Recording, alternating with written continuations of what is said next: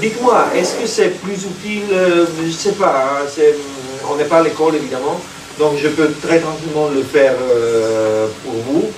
Est-ce que c'est plutôt peut-être plus utile qu'on le prend comme exercice et on essaye d'appliquer un peu ce qu'on a vu et donc chacun le fait pour soi? Dites-moi. Vous voulez que je vous donne quelques suggestions sur comment je opérerai, peut-être? Oui? Ok. Alors d'abord, pour moi, c'est un problème pour le résoluteur fort, car il n'y a pas de poids, il n'y a pas de qualité, c'est bon, mauvais, et il n'y a pas d'enchaînement chronologique. Ou si vous voulez, on peut aussi le voir, mais le problème est tellement petit que ça ne vaut pas le coup de le penser en sens chronologique. On peut tranquillement penser qu'on manipule toutes les variables en même temps. Ok. Il me semble que plutôt que travailler, imaginons que je veux travailler avec 6 voix, alors je me dis que plutôt que chercher les auteurs de 6 voix, il me semble plus raisonnable de chercher les intervalles. Vous voyez? Peut-être, ou peut-être pas. Ou peut-être pas. Non, je vais chercher les auteurs, mais alors je me dis,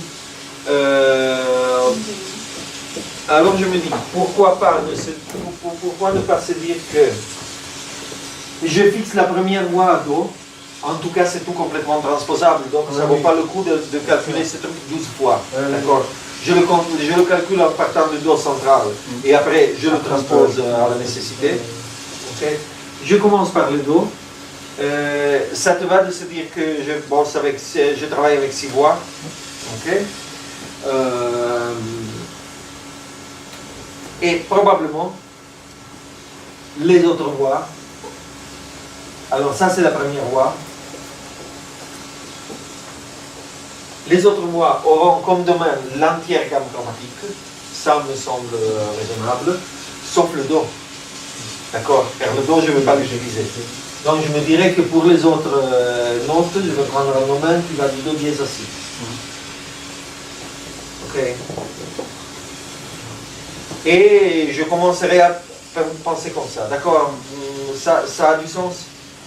Okay.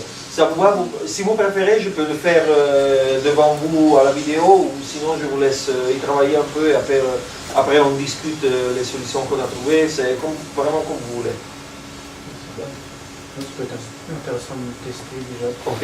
Et il y a une autre considération que je fais, excuse-moi. Je me dis, il est clair que je peux trouver, je réduis le problème à 3 voix pour cet exemple. Il est clair que je peux trouver ça, Do dièse, Ré, et a priori, je peux trouver ça, Do, Ré, Do dièse. Oui. D'accord? Les deux respectent les règles. Ouais. Mais évidemment, c'est redondant, car pour moi, c'est le même accord. Alors, je me dis, j'autorise seulement des intervalles ascendants. D'accord? Donc, ça n'est pas autorisé, car Ré, Do dièse est descendant. Ok, ça, c'est l'autre astuce que je mettrai en pratique. Pardon? C'est pour optimiser un peu. Oui, c'est pour optimiser et aussi pour ne pas avoir à gérer des redondances. Oui, oui. D'accord? Car sinon, après, je suis obligé de filtrer les deux. J'ai pas beaucoup de chance à 6 voix, j'aurais pas beaucoup de duplicats à 6 voix, mais ça rend la recherche plus légère. Il y a un principe un peu général en programmation par contrainte qui s'appelle fail first, c'est-à-dire si la recherche doit faillir, doit échouer, il est bien que ça échoue le plus tôt possible, car comme ça, on ne perd pas de temps. Il est bien qu'on trouve les branches mortes le plus tôt possible. Et donc, ça, on l'obtient en général en mettant des règles qui sont plus restrictives dans la cohérence du problème, évidemment. Ok?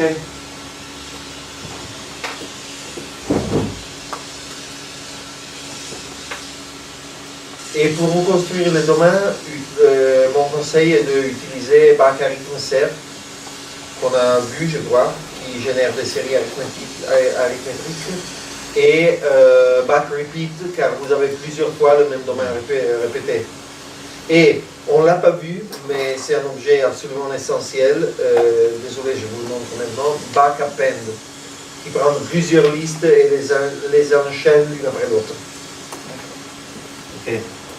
Et là, nous sommes un peu en train de penser qu'on va déprécier le nom back append et on utilisera back join. Pour une bonne raison, c'est qu'on aurait voulu que append soit le contraire de prepend. Par contre, on aura back append, back join et back, et ça c'est moche, mais c'est la seule solution qu'on a trouvée, et back post pend. Oui, et pour éviter des confusions, on enlève append. Ou on le déprécie. Donc il continuera à fonctionner évidemment, mais il sera un alias de back join.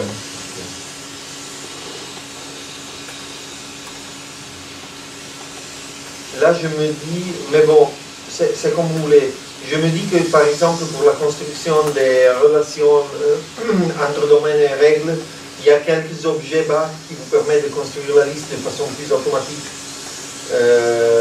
Qu'on n'a pas vraiment vu. Donc après je sais que beaucoup d'entre vous ont déjà une bonne connaissance des objets BARC. Donc c'est vraiment à vous de me dire si à un moment donné vous êtes planté avec un truc absurde juste pour construire la liste des domaines ou la liste des associations.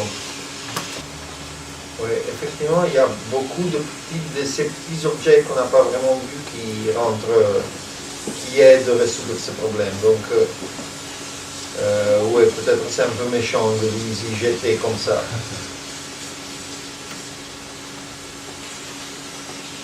Ok, alors peut-être c'est plus chouette de mon côté si je vous montre un peu ce que j'ai fait. Mais dites-moi, si vous avez envie de bricoler encore un peu, c'est qu'effectivement je me suis rendu compte au fur et à mesure que je le faisais que le problème n'est pas tellement la définition des règles, mais un peu tout ce qui est autour qu'on fait mieux avec un peu d'objets que nous n'avons pas vraiment traités. Donc c'est à vous de me dire si vous préférez regarder ce que j'ai fait ou si vous préférez avancer encore un peu à chercher une solution. Tu veux bien 10 minutes? Ok. Alors, là effectivement, la partie simple de ce problème était la formulation des règles. Alors je rentre là-dedans immédiatement. L'idée est que j'ai deux règles. Une règle qui s'appelle seconds, et une règle qui s'appelle no-octave. L'association des règles, on verra après comme je l'ai fait. Mais pour l'instant, ça suffira de dire que dès que j'ai 6 voies, la règle seconds concerne les voies qui sont à côté l'une de l'autre.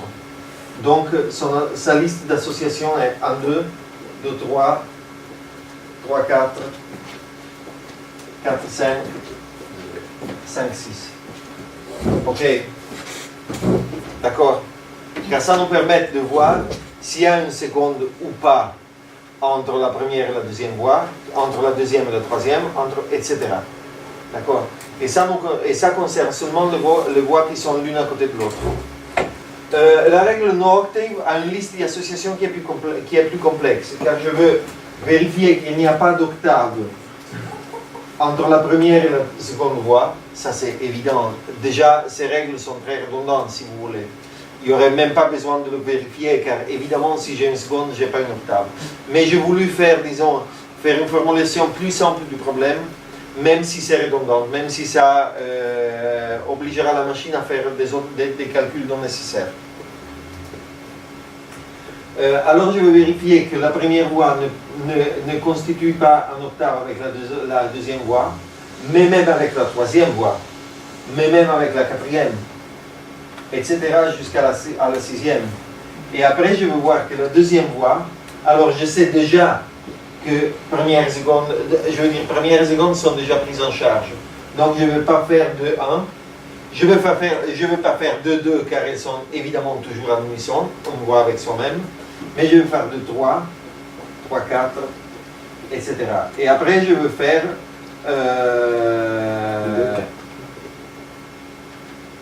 non, c'est pas 2, c'est 2, 3, 2, 4, etc. Après je vais faire 3, 4, 3, 5, 3, 6, 4, 5 et 4, 6 et 5, 6. D'accord? Donc c'est cette espèce de triangle-là qui se constitue. Vous voyez? C'est une façon de le voir si vous voulez. C'est un triangle avec 1, 2, 3, 4, 5, 6, 1, 2, 3, 4, 5, 6, mais sans cette espèce d'axe central. D'accord? Donc, après, je vous montre, car le gros du boulot a été faire ces listes-là. Évidemment, j'aurais pu les écrire à la main, mais je me suis dit, si je les écris à la main, je résous le problème pour le cas 6 voix. Si je veux résoudre le problème même pour le cas 7, 8, 9, 10, 11, 12 voix, 11 voix, 12 voix, oui, car il y a une solution pour le cas 12 voix. Si je veux résoudre le problème même pour ce cas-là, évidemment, j'ai besoin d'avoir un système algorithmique qui le construit. Voilà. Ceci dit, les deux règles-là sont banales. La règle seconde, prends les deux notes, calcule l'intervalle, ça je le fais avec barque x de x to the x. X to the x, fait un peu plus que ça, mais dans ce cas simple, disons qu'il prend deux auteurs, ou deux valeurs, disons, qui représentent des paramètres absolus, et il calcule leur différence. Le mieux est qu'il peut prendre aussi une liste de n valeurs et calculer leur n-1 différence entre le premier et le second et le troisième. Une bonne façon de le voir est que s'il prend une ligne mélodique de 10 notes, et il me restitue les 9 intervalles qui se passent entre chaque couple de notes consécutives. Donc je prends l'intervalle, je vérifie que ça soit égal à 100 ou à 200, et je mets justement une condition OR pour faire en sorte que soit l'une soit l'autre soit acceptée. Ok? Et ça c'est la règle pour les secondes. La règle pour les no-octave est essentiellement assez similaire à celle-là. Je calcule encore une fois l'intervalle. Je prends le modulo 1200, car je suis en mi-dissent, donc je dois penser 1200. L'octave est 1200, c'est pas 12. Et si c'est différent de 0, c'est-à-dire si c'est pas ni en unisson, ni en octave, ni en double octave, etc., c'est OK. Ok, donc ça c'est les règles. Et ça c'était la partie facile. La partie... ça va? Tu veux que je rouvre? Oui, désolé, je vais un peu vite. Mais, alors j'ouvre les deux l'une à côté de l'autre. À un moment, j'y arrive. Non. Hop.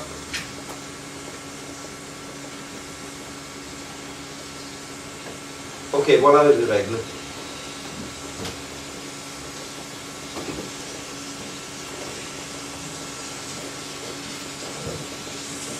Voilà, donc règle extrêmement simple dans ce cas.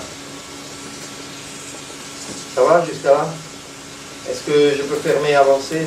Donc ça, c'était justement le côté simple. Parfois, vraiment l'expression des règles en soi est élémentaire une fois qu'on a compris. Ce n'est pas toujours le cas. Mais même dans le choral, la majorité des règles sont des règles très simples en eux-mêmes. Très souvent, chaque sous-passe de règles, c'est 3-4 objets.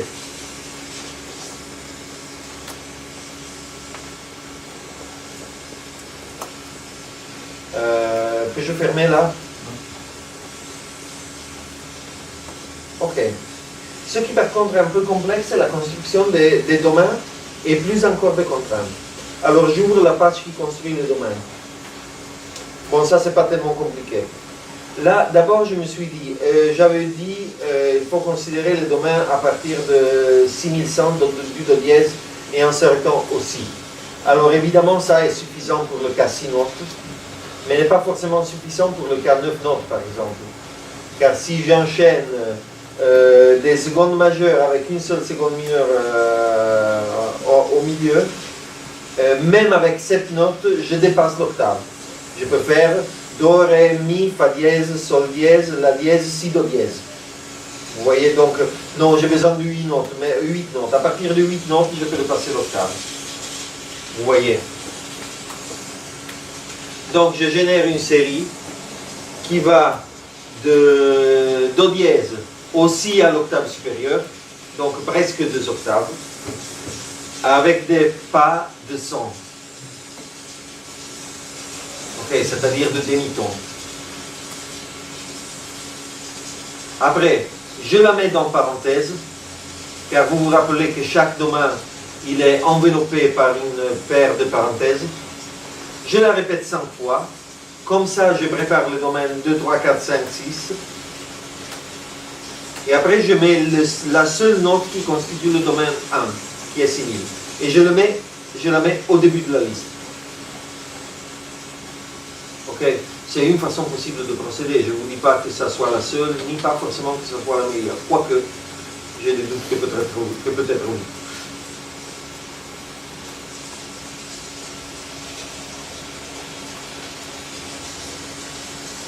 D'accord, donc à travers ça, j'obtiens cette liste-là.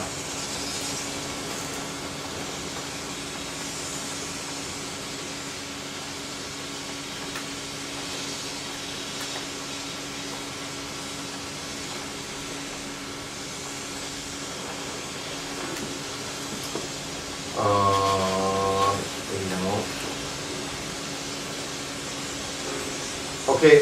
Tu pourras me passer par clé USB à la fin? Excuse-moi? Tu pourras me passer par clé USB tout ça? Oui, bien sûr, absolument.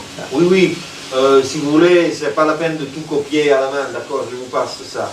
C'est plutôt un peu pour discuter ce que j'ai fait. Alors, on est bien d'accord, j'ai créé cette liste-là, c'est pas la plus visible du monde, mais... Il a mis le civil que tout seul au début. Que tout seul au début, grâce à l'objet backprepend.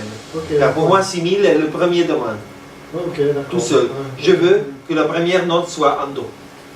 Je ne veux pas m'embêter avec les transpositions possibles de ces accords. Donc, je me dis que je calcule des accords qui commencent du Do. Okay, donc, premier domaine, c'est 6000. Et les autres sont la gamme chromatique de 6100 à 8300. 5 fois. 1, 2, 3, 4, 5. Ok? Par contre, j'ai juste pas compris pourquoi 2 octaves et pas une seule. Parce qu'à partir du K8 note, je peux dépasser l'octave. Ah ouais, tu me dis si, mais tu veux que ça soit... Ah, non, c'est juste que je comprenais pas pourquoi ça faisait 2 octaves.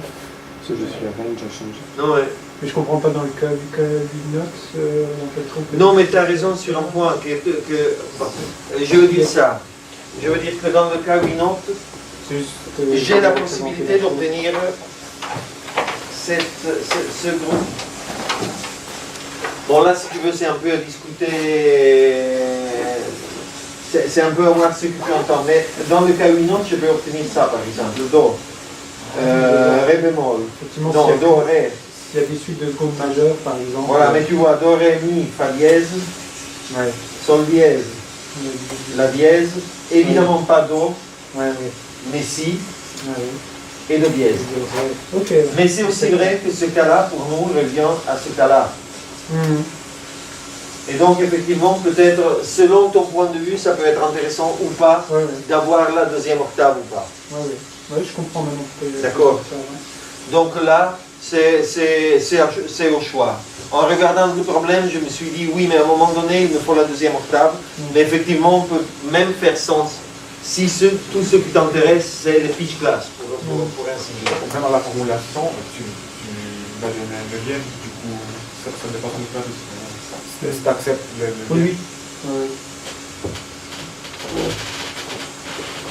Ok, sinon là, ce qui est effectivement compliqué, c'est la construction des domaines, des associations. Est-ce que je peux passer à l'autre sous-patch?